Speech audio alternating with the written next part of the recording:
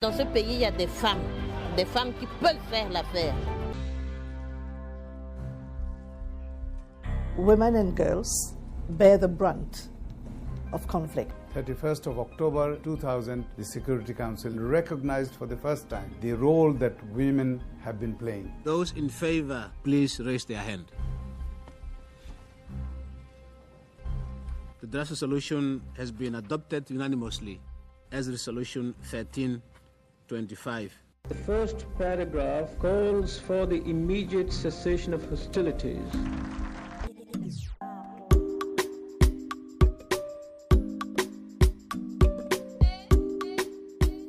Bienvenue dans la 5e saison du podcast She Stands for Peace, une série du Bureau des Nations Unies auprès de l'Union africaine, soutenue par le ministère norvégien des Affaires étrangères. Dans cet épisode, je suis rejoint par Fidelité Ntirorania, conseillère principale pour la protection des femmes au Bureau conjoint des Nations Unies aux droits de l'homme. Nous discutons de la violence sexuelle liée au conflit.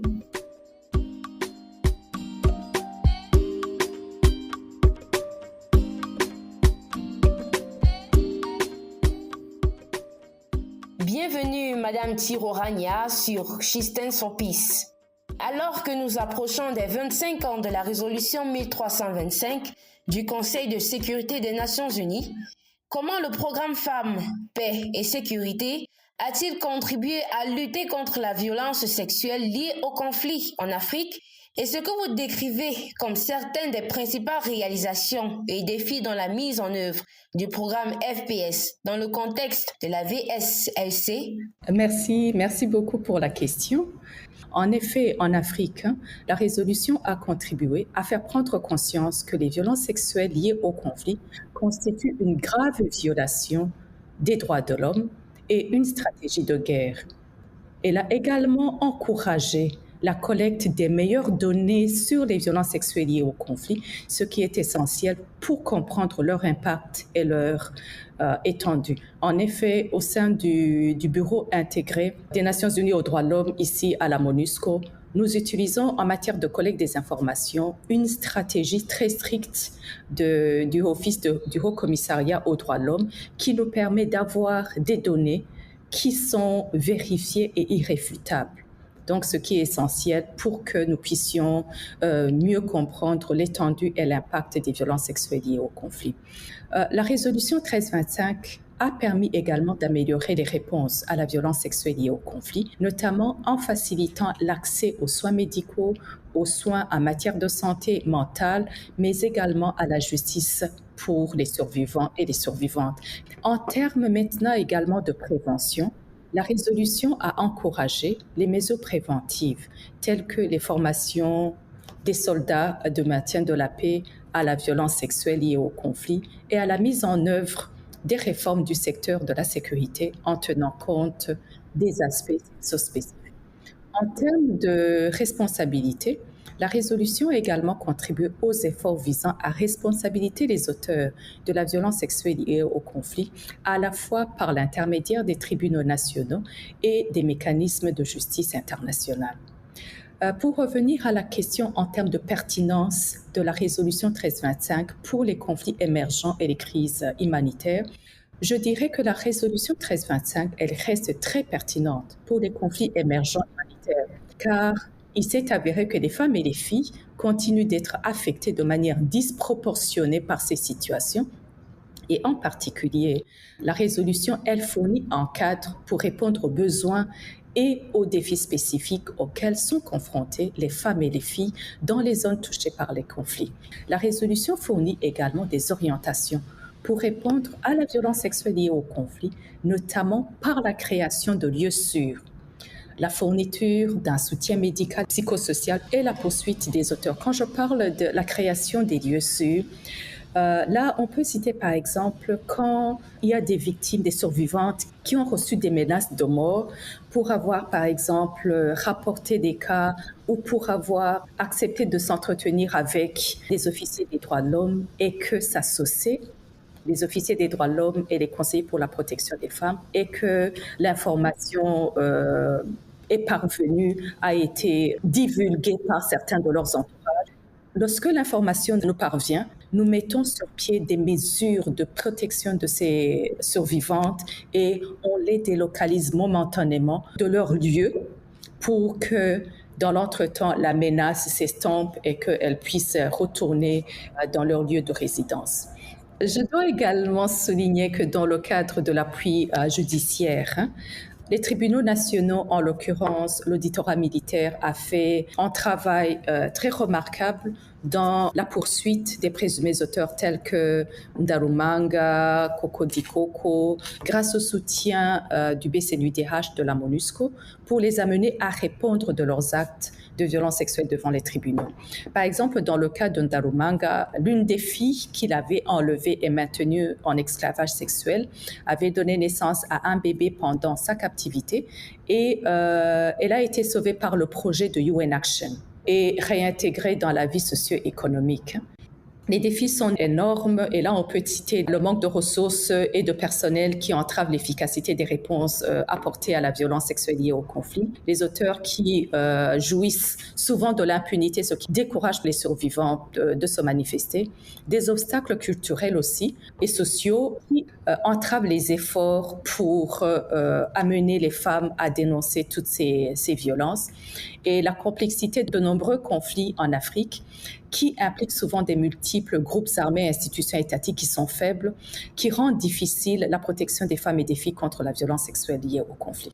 En réfléchissant à vos expériences, de quelle manière avez-vous vu et aimeriez-vous voir les organisations de base et les femmes dirigeantes locales être plus efficacement intégrées dans les processus décisionnels concernant la résolution des conflits et la consolidation de la paix, en particulier dans la lutte contre la violence sexuelle liée au conflit? J'ai remarqué que les organisations de base et des organisations locales possèdent souvent des idées et des perspectives uniques qui permettent considérablement d'améliorer les efforts de résolution des conflits et de consolidation de la paix. Le lien profond entre leur communauté associée à leur expérience directe des conflits leur permet en fait d'avoir une compréhension nuancée des problèmes sous-jacents et des solutions pertinentes. En termes de difficultés qui entravent leur intégration effective dans le processus de prise de décision, on peut citer par exemple le manque de représentativité des femmes, en particulier celles issues des communautés marginalisées. Cette exclusion limite leur capacité à influencer les politiques et l'allocation des ressources. Les organisations de base fonctionnent souvent avec des ressources très limitées, ce qui entrave leur capacité à participer de manière significative au processus de résolution des conflits. On peut citer des obstacles socioculturels, comme je l'avais dit tout à l'heure, les rôles traditionnels des hommes et des femmes et les normes culturelles qui créent des obstacles à la participation des femmes à la vie publique et à la prise de décision. Alors, pour relever ces défis et assurer une réelle effective intégration de toutes ces organisations locales dans le processus décisionnel, quelques stratégies sont essentielles, telles que l'augmentation de la représentativité, mettre en œuvre des quotas ou des politiques d'action positive pour encourager les femmes, issues principalement des communautés marginalisées, pour qu'elles soient représentées dans les organes de prise de décision à tous les niveaux. Et là, je dois citer que la MONUSCO, par le biais de ces sections comme la section des affaires civiles, la section de genre, a établi conjointement avec les membres de la communauté locale des réseaux d'alerte précoce. Et là, j'inclus également l'unité protection du Bureau conjoint des Nations Unies aux droits de l'homme. Et donc, au fil des ans, tous ces bureaux peuvent améliorer leur participation et en fait relever toutes les irrégularités, les violences à travers des alertes précoces et signaler également la présence des groupes armés dans une localité donnée, ce qui signifierait et amènerait plus aussi la gente masculine à comprendre que cela n'est plus du seul ressort des hommes. Et on doit citer également les comités locaux de sécurité. Par exemple, dans les provinces du Kasaï et du Sud Kivu, le BCNUDH a réussi à intégrer les femmes dans les comités locaux de sécurité. Ainsi, donc, les femmes sont en mesure d'élever leur voix et de s'exprimer, histoire de tirer l'alerte sur toutes les questions de sécurité affectant les femmes et les filles, en particulier sur les questions aussi bien de violences sexuelles liées au conflit et de violences sexuelles basées sur le genre. Il y a nécessité de créer des espaces inclusifs pour que les femmes puissent participer au dialogue et à la prise de décision, ce qui leur permettrait de participer à des grands forats, de donner la priorité également à la résolution des conflits qui tiennent compte de la dimension genre. Ça, c'est aussi une des recommandations, de veiller à ce que les processus de résolution des conflits prennent en compte les besoins, les préoccupations spécifiques des femmes et des filles, y compris les violences sexuelles liées au conflit. En relevant tous ces défis auxquels les femmes sont confrontées, à leur apportant le soutien nécessaire, nous pouvons donc exploiter leur expertise unique pour construire des sociétés plus justes et plus durables. À mesure que le paysage du conflit évolue, quelles stratégies et interventions innovantes sont utilisées pour lutter contre la violence sexuelle dans les zones de conflit? Et comment celles-ci s'alignent-elles sur les objectifs du programme FPS? Je dois dire que bien que les politiques aient été mises en place, leur mise en œuvre présente toujours des lacunes importantes et il est impossible de demander des comptes aux auteurs des dits actes dans ces circonstances. Donc, les meilleures pratiques s'articulent autour des mesures préventives et innovantes, telles que la formation des agents du secteur de sécurité, les tribunaux spéciaux, les centres, ce qu'on appelle One Stop Center. En RDC, nous avons ce qu'on appelle les centres intégrés de services multisectoriels. One Stop Center, c'est comme des centres à guichet unique. Il faut également renforcer les clubs de défense des droits des femmes. Tous ces mécanismes sont nécessaires pour lutter efficacement contre les violences sexuelles liées au conflit. En termes de stratégies innovantes, je peux citer par exemple l'approche communautaire qui vise à adopter une approche centrée sur les survivantes en fournissant un soutien médical, psychologique et juridique complet aux victimes de violences sexuelles à travers des initiatives communautaires. Pouvoir donner aux communautés locales les moyens d'élaborer et de mettre en œuvre des stratégies de prévention et de réponses adaptées à leurs besoins, des mobilisations sociales à travers sensibilisation aux problèmes de la violence sexuelle et au conflit et remettre en question des normes et stéréotypes sociaux néfastes. L'autre stratégie qui peut être également adoptée en termes de mécanismes juridiques et judiciaires, c'est le renforcement, par exemple, des cadres juridiques à travers l'élaboration et la mise en œuvre des lois et règlements qui traitent spécifiquement de la violence sexuelle liée au conflit, telles que également la mise en place des tribunaux spécialisés, à travers la création des tribunaux spécialisés pour suivre les auteurs de violences sexuelles. Je dois citer également qu'il fut un moment au niveau des parquets, il avait été créé une cellule spécifique liée aux violences sexuelles, basée sur le genre, ce qui avait permis d'accélérer les dossiers, mais la cellule n'est plus très active, donc en termes de stratégie, il faudrait la relancer. La formation également des professionnels de droit, du droit tels que former les juges, les procureurs, les avocats de défense et aux enquêtes, de la défense aux enquêtes et aux poursuites des affaires de violences sexuelles. Il y a une autre stratégie en termes de prévention et d'éducation qui vise à promouvoir une éducation sensible au genre qui inclut les informations sur le consentement sexuel, l'autonomie corporelle et la prévention de la violence sexuelle, l'intégration de l'égalité des sexes et des principes des droits de l'homme dans les programmes de consolidation de la paix et de résolution des conflits. Je peux également recommander, par exemple, le soutien également aux surveillances des médias sociaux. Utiliser ces médias pour identifier des signes précurseurs des violences sexuelles potentielles et pouvoir y répondre. Alors, l'alignement à l'agenda Femmes, Paix et Sécurité.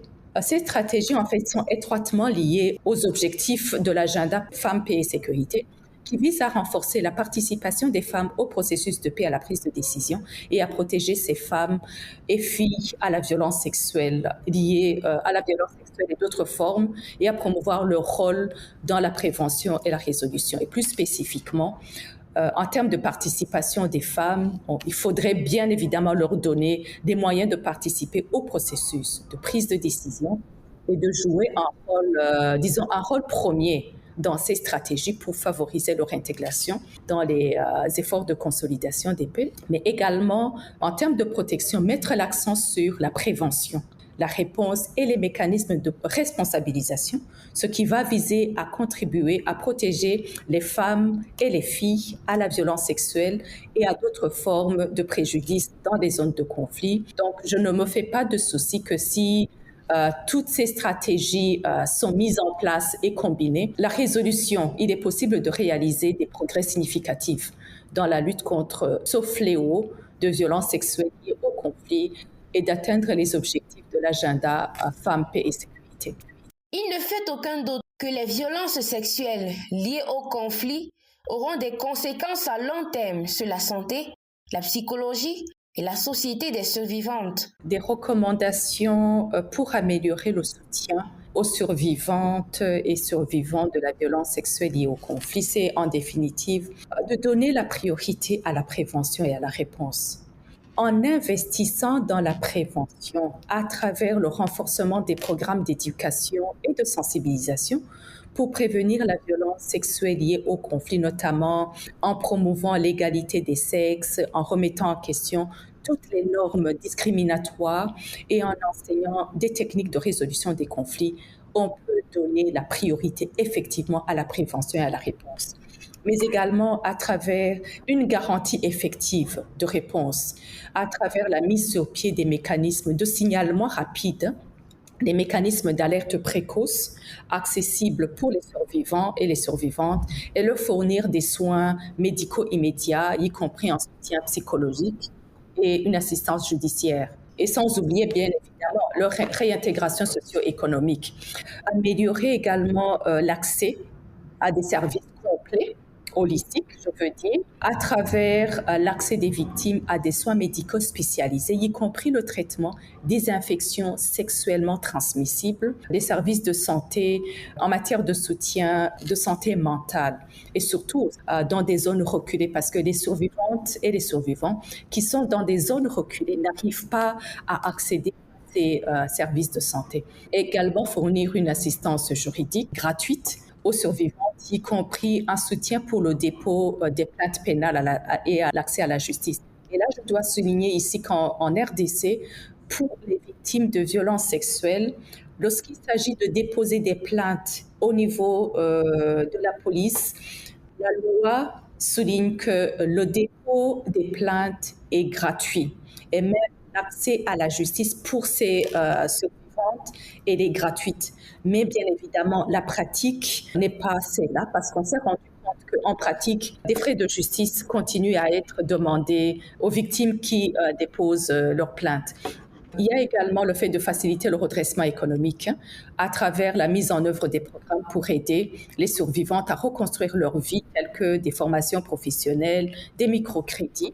Comme je l'ai dit, c'est à travers une assistance de réinsertion socio-économique. Il s'est avéré que ces victimes ont besoin d'un accompagnement pour la réintégration sociale parce que des fois, elles sont rejetées et donc des sensibilisations tout au long du processus de la communauté et des membres de leur famille est nécessaire pour que les survivantes et les survivants soient mieux acceptés dans leur communauté et pourquoi pas organiser aussi des échanges pour que les victimes puissent également partager leur expérience et ainsi à travers, par exemple, des groupes de discussion ou fournir des conseils et des thérapies pour traiter des traumatismes psychologiques de ces victimes et lutter contre la stigmatisation, comme je l'avais dit.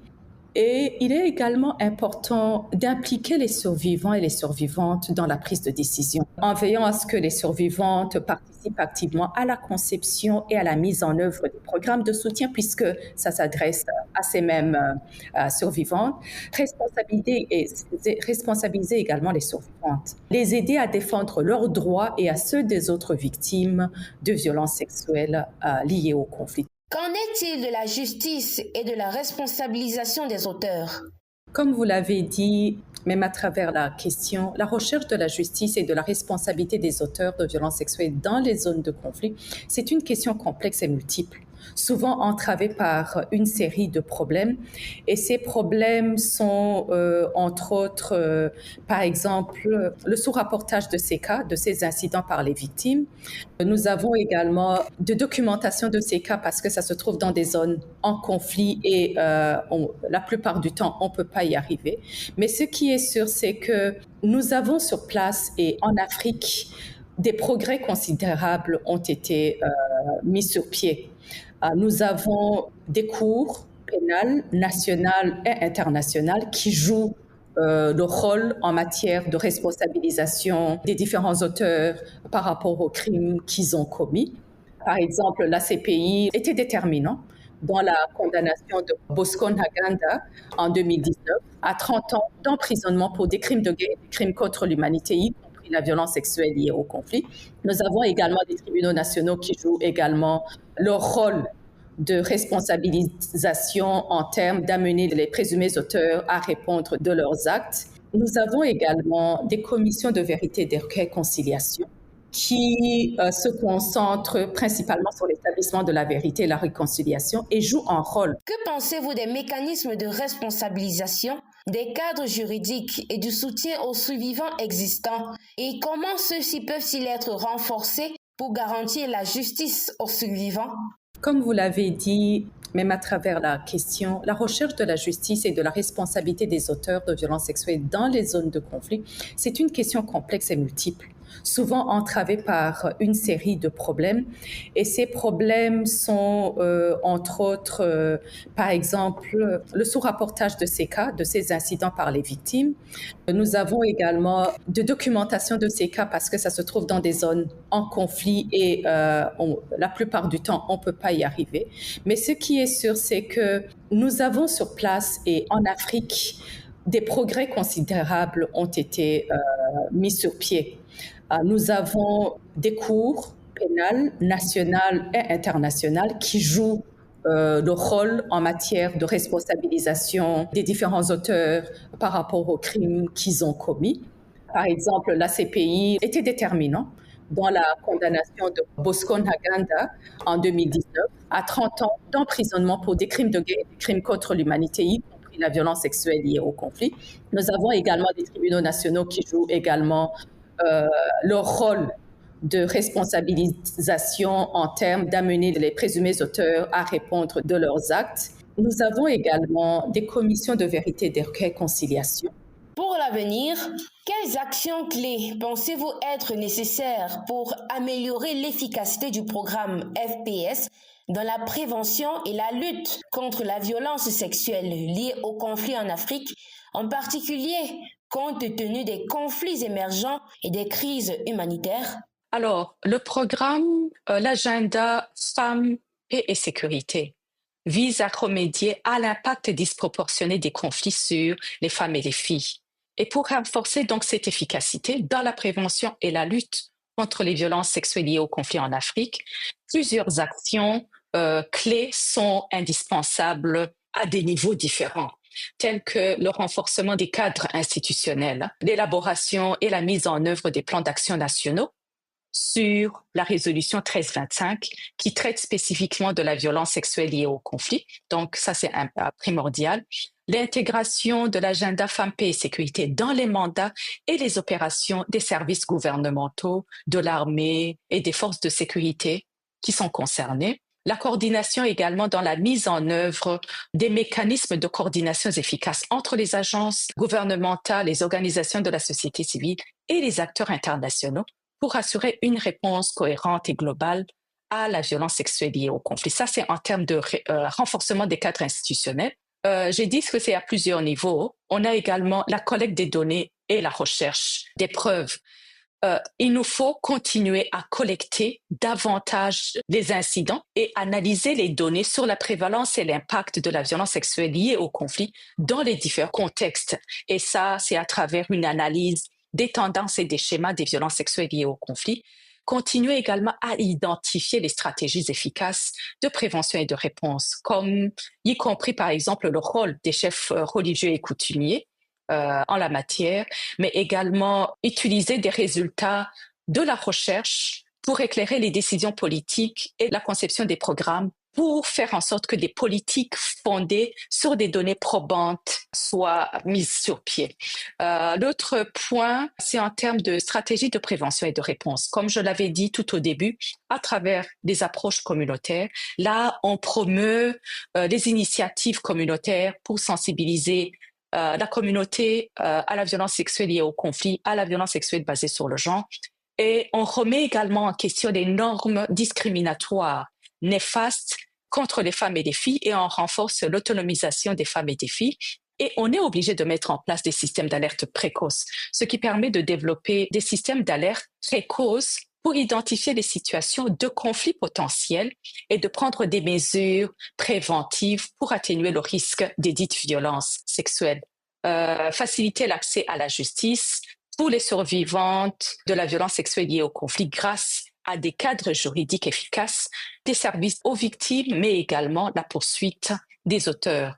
L'accès aux services holistique. Quand je dis holistique, c'est médical, psychologique, assistance légale et en assistance socio-économique. Donc, fournir des soins complets aux victimes, ce qui leur permet de se reprendre en charge. Et la réhabilitation et la réintégration à travers le soutien des programmes qui visent à autonomiser ces victimes de violences sexuelles liées au conflit, mais également à les réintégrer dans leur société. La participation, bien évidemment, et le leadership des femmes dans toutes les sphères de prise de décision et dans les efforts de réponse humanitaire, mais également, sans oublier, la mise sur pied des quotas et d'autres mesures pour accroître la représentativité des femmes dans les organes de prise de décision. Et je dirais aussi s'attaquer aux causes profondes de toutes ces violences sexuelles liées au conflit. Il va de la pauvreté, l'inégalité, mais également la marginalisation politique. Donc, si on s'attaque à toutes ces causes, on peut trouver une solution et également ainsi prévenir les conflits. La bonne gouvernance aussi. Et également en promouvant la démocratie et l'état de droit, on crée ainsi un environnement propice à la paix et à la sécurité, y compris également le respect et la protection des droits de l'homme, y compris les droits des femmes et des filles. Et enfin, prévenir et traiter les violences sexuelles liées au conflit.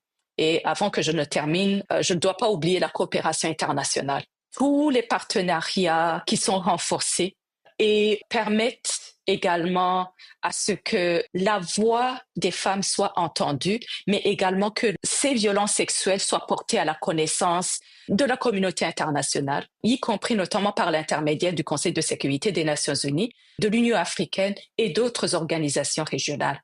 La mobilisation des ressources est essentielle si on veut lutter efficacement contre ces violences-là, pour soutenir également les victimes. Des initiatives et des programmes de l'agenda Femmes, Paix et Sécurité sont indispensables et les ressources à cet égard sont nécessaires. Le partage des connaissances et le renforcement des capacités entre les pays et les organisations qui travaillent sur l'agenda Femmes, Paix et Sécurité et les violences sexuelles liées au conflit est également primordial. Donc, en définitive, en mettant en œuvre toutes ces actions, l'agenda Femmes, Paix et Sécurité peut être renforcé de manière efficace pour prévenir et traiter les violences sexuelles liées au conflit en Afrique et en particulier dans le contexte des conflits émergents et des crises humanitaires.